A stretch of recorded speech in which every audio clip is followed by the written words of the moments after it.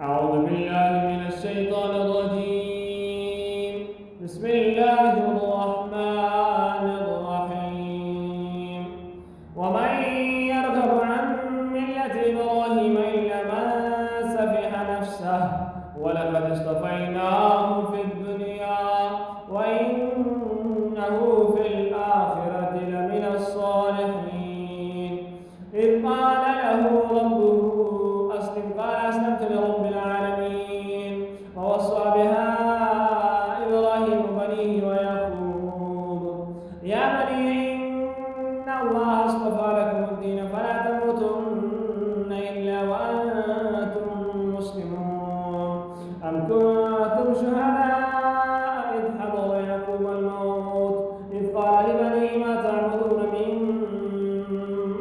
بعدي قالوا نعبد إلهك وإله آبائك إبراهيم وإسماعيل وإسحاق إلها واحدا ونحن له مسلمون.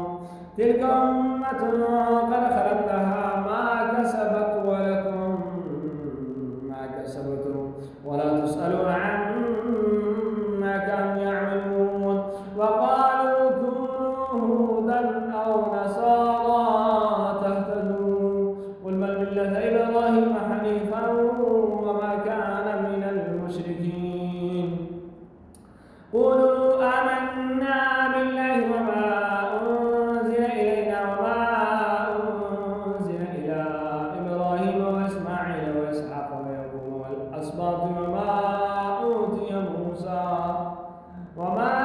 أوتي موسى وعيسى وما أوتي النبيون من ربهم لا نفرق بين أحد منهم ونحن له مسلمون. فإن آمنوا بمثل ما آمنتم به فقد اهتدوا وإن تولوا فإنما هم في شقاق فسيكفيكهم الله وهو السميع العليم. صبغة الله ومن أحسن من الله صبغة ونحن له عابدون.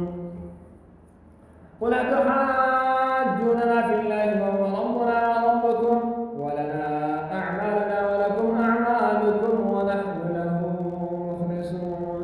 أم تقولون إن إبراهيم وإسماعيل وإسحاق ويعقوب والأسباط كانوا هودا أو نصارى قل أأنتم أعلم أم الله ومن أظلم ممن كتم شهادة عنده من الله وما الله بغافل عما تعملون.